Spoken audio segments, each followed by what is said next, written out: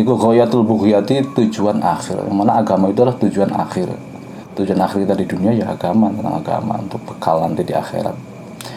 Wa fi hadis Abdullah bin Amr apa Umar? Wa fi hadis Abdullah bin Umar, dan iku ing dalam hadisnya Abdullah bin Umar, wa inda Ibnu Majah, dan menurut Ibnu Majah, rafa'ahu, memarfu'kan sapa Ibnu Majah ing hadis ila Rasulullah sallallahu alaihi wasallam, pada Rasulullah sallallahu alaihi wasallam, la tazawwaju, utawi hadis atau redaksi la tazawwaju, la tazawwaju, jangan menikah kalian semua, anisaa, jangan menikahi kalian semua, anisa ing perempuan, li husnihinna, karena cantiknya saja, cantiknya nisa, jangan mandang wajahnya saja. Ya karena kita kan kalau ya seringlah kalian dapat membaca status-status di Instagram atau kata-kata bijak atau mutiara, cantik itu ya nanti juga kalau tua ya krepot, kalau tua ya jelek gitu. Dan cantik itu nggak bertahan lama kan kayak gitu, atau ganteng itu nggak bertahan lama gitu. Nabi pun menghimbau kepada kita jangan menikahi seseorang karena wajahnya, karena rupawannya. Fa'asa, maka menawa apa husnuhunna, kecantikan kerupawanannya nisa, iku yurdihinna, merusak apa husnu ing nisa. Artinya ya asa kan itu, kalau kita tahu asa itu adalah litamannya boleh taroji, litaman, kemungkinannya itu pasti ada. Perempuan, kecantikan perempuan, kegantengan laki-laki itu pasti rusak, itu kemungkinan ada. Ya meskipun nggak semuanya orang itu kalau tua nanti hilang cantiknya, hilang gantengnya, ada juga memang, misalnya kalau sudah tua masih tetap ganteng, masih tetap cantik, ada. Makanya di sini asa, nggak memastikan, asa. Ayuh likuhunna, tegese rusak apa husnu ing, merusak apa husnu ing nisa.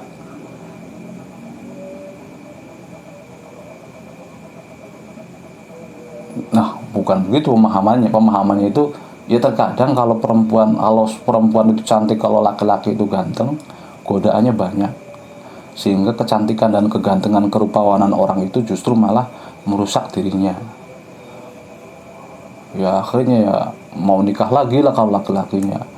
Kalau perempuannya karena merasa cantik, kemudian suaminya kurang bagus, kurang ganteng, akhirnya bosen lalu minta cerai lah. Itu hanya merusak diri sendiri. Wala yatazawwajuhunna, dan janganlah menikahi kalian semua ing nisa li amwalihinna, karena hartanya saja, karena hartanya nisa. Kenapa kok enggak, jangan sampai hanya fokus kepada hartanya saja, enggak memperdulikan yang lainnya. Fa'asa, maka menawa barangkali apa husnuhunna, bagusnya apa amwaluhunna, hartanya nisa, iku antadghihinna, menjadikan apa ya, lacut itu apa maksudnya lacut di sini? Menjadikan tidak patuh apa amwal ing nisa, mentang-mentang istrinya kaya akhirnya semena-mena terhadap suaminya, malah suaminya akhirnya diperbudak. Nah itu nanti kalian jadi budak.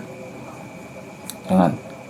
Akan tetapi walakin tazawwajuhunna, akan tetapi nikahilah kalian semua ing nisa ala dini, atas dasar, atas nama agama. Wala amatun, dan niscaya sungguh utawi amat, budak perempuan, sauda'u yang hitam, khorma'u yang telinganya itu buruk lah, nggak tahu bahasanya telinganya apa gitu.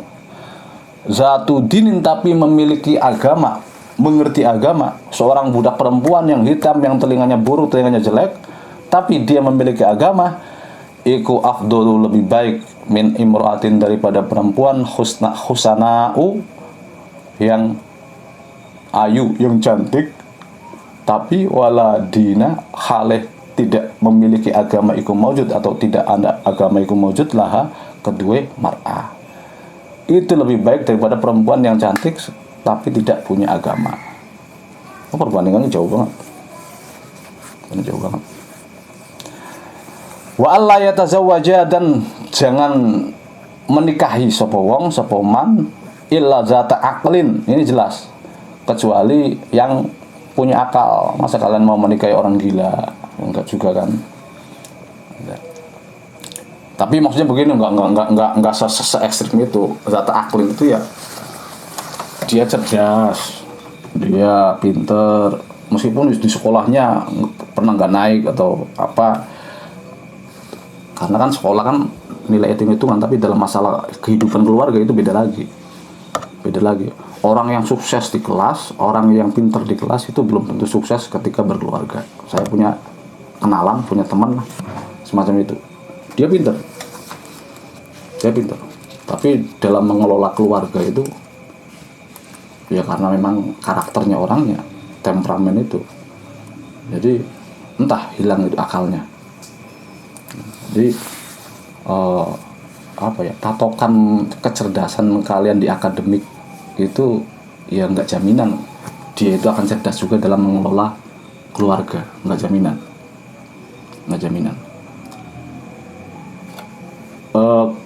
Kecakapan seseorang mengelola keluarganya itu dihasilkan dari pengalaman. Bukan berarti dia sering menikah, enggak. Pengalaman, ya sering bergaul dengan orang-orang, ya sering mencari pengetahuan tentang masalah menikah itu. Jadi meskipun dia enggak jago fisika, enggak jago kimia, tapi kalau hal itu dia bisa kuasai, insya Allah dalam mengurus keluarga itu punya kecakapan. Nah, itu maksudnya adalah Allah yatazawwaju ila zata aqlin, itu adalah jangan kalian menikahi orang yang tidak memiliki kecakapan, kecerdasan dalam mengelola keluarga. Li'annal qasda, karena sesungguhnya tujuan binikahi kelawan nikah iku al-usratu, bergaul. Karena kita itu akan bergaul. Nikah itu enggak hanya dua orang loh. Enggak hanya kalian dan istri atau suami kalian, enggak.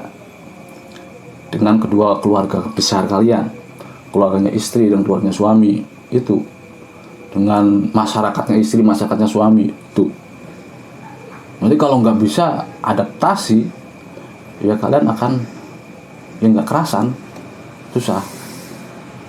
Nah, makanya kalian kita harus belajar bergaul lah dengan orang lain, supaya nanti ketika pergaulan dengan keluarga suami atau keluarga istri kalian itu ya sudah ngerti, sudah nggak canggung lagi gitu, karena kalian sudah sering bergaul dengan masyarakat, dengan komunitas, jadi lebih lancar untuk adaptasinya.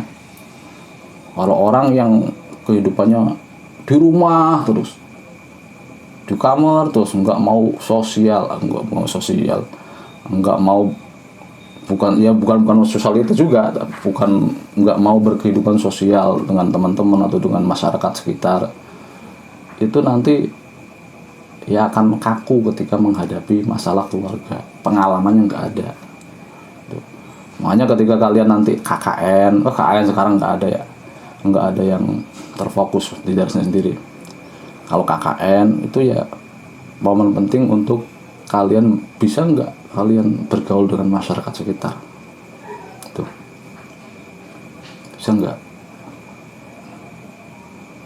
Saya di sini itu kenalnya bukan tetangga sih, kenalnya itu ya tukang orang dagang keliling itu kenal, tukang pemulung sampah itu kenal, satpam itu kenal. Tapi kalau tetangga depan ya hanya kenal say halo, nggak sampai kenal akrab itu. Masih kurang ya, tapi ya itu juga karena kondisi masyarakatnya juga terpetak-petak, terkotak-kotak sebagai di kompleks, bukan di masyarakat pedesaan yang guyup, yang kalau sore nongkrong di depan rumah, teras rumah, ada orang tetangganya lewat disapa, ngobrol masalah sawah kayak masalah apa kayak. Enggak semacam itu. Saya di kontrakan di sini itu. Jadi susah. Apalagi kalau siang banyak yang kerja, keluar rumah nggak ada orang. Kalau malam ya orangnya pada tidur istirahat. Jadi kapan ketemunya? Kapan bergaulnya? Susah. Al-usyra bil ma'rufi, kelawan baik, bergaul dengan baik, watibul aishi, dan kehidupan yang baik, kehidupan yang bagus atau yang baik. Wala yakunu, dan tidaklah ada apa zalika mengkono-mengkono al-usyra bil ma'ruf watibul aish iku illa ma'azati aklin, iku tidak akan terjadi kecuali illa ma'azati aklin, kecuali beserta orang-orang yang memiliki kecakapan bergaul, kepandaian. Ya nggak apa-apa lah, ndabrus sedikit sih nggak apa-apa untuk ngobrol. Malam-malam ikut pos kamling, di pos nongkrong, ya nggak apa-apa bergaul. So, untuk melatih bagaimana caranya nanti, ya sebagai modal dasar untuk bergaul dengan keluarga. Ar-rabi'atu, sekarang masalah yang keempat, itu masalah bagaimana untuk mencari kriteria yang menurut hadis ada 4 itu. Nah ini beda lagi, tambahan lagi. Yustahabu disunahkan apa yakun ada apa azzaujatu, seorang istri iku bikron perawan.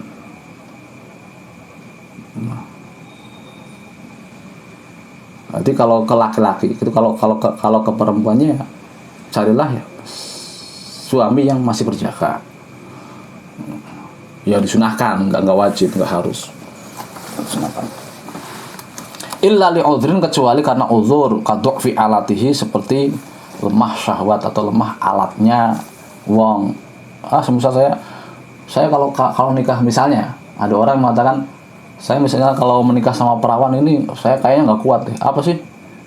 Karena saya itu lemah syahwat, takut nggak bisa memuaskan. Misalnya begitu, misalnya. Ya maka saya silakan cari yang janda, yang sudah berpengalaman.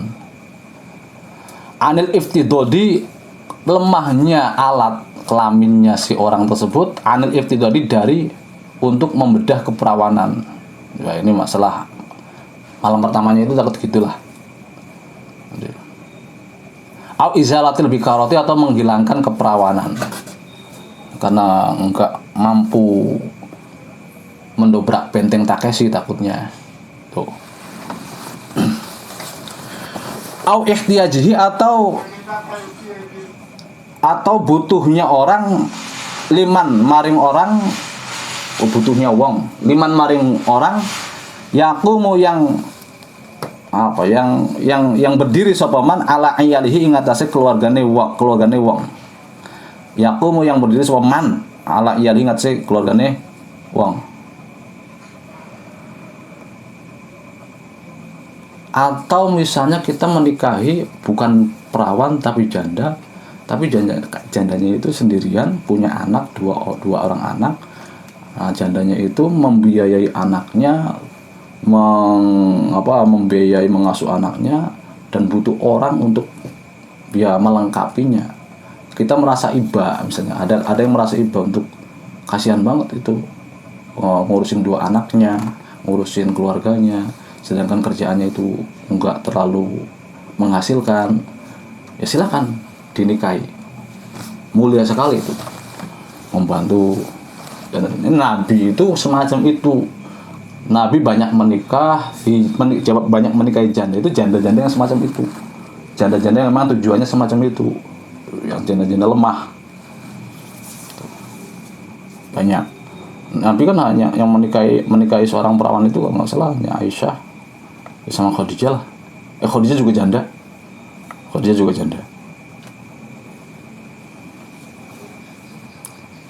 Kama seperti peristiwa atau kejadian wakoa yang terjadi apa li Jabirin, atau maring sahabat Jabir. Jabir sama Jabir bin Abdullah, Abdullah bin Jabir bin Abdullah.